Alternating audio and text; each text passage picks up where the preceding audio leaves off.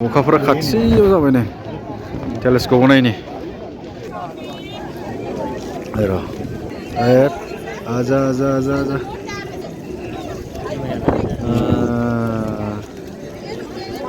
चांद देख रहा है इधर टेलीस्कोप पे। आइए आइए टेलीस्कोप पे चांद देखिए 31 दोनों का 50। फुरा नांफैहांबाय नै ओंखारबोबाय हनै साना आयो गोरलै ओंखारबोबाय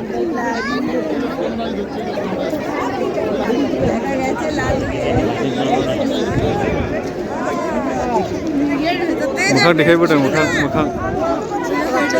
ओरैहाय कान्चनजंगाया फुरा नांबाय हनै ओरैबो नांबाय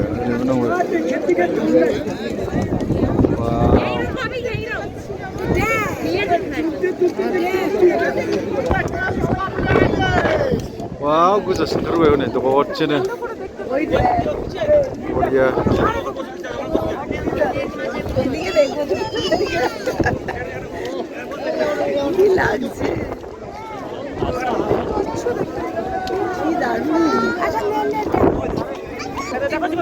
वाव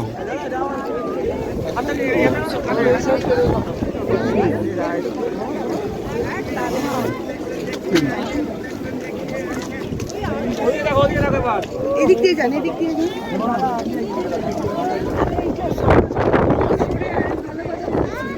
দেখতে পারবেন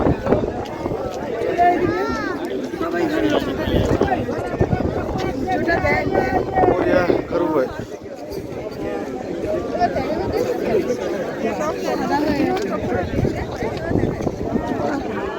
आयौ जाल नुखायो माथो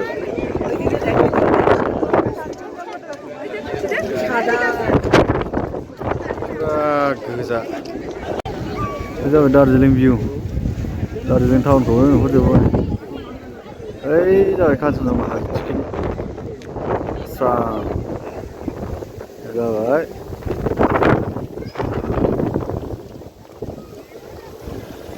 मोजां नुयो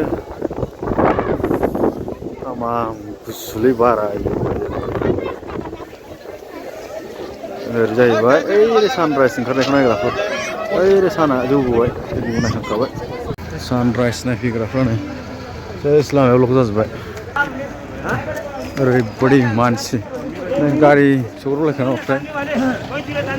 टाइगार हिल्स ओइ गोजौआवनो सानराइज नायग्रा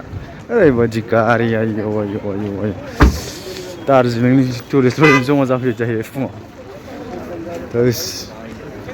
गैयाबो 30-40 हाजारसो मानसि दंफैयो दा गारियानो ओरैबायदि गोलाव जाम जालायनाय लाइन दोननो जायगा गैया सानराइजखौ नायफैग्रा जायगा ओरैबायदि मानसि ओरैबायदि गारि लोब मानसि जा नायखांना फैबाय थांसै बैयावनो जोंना गारिया ओइ टाइगार हिल्स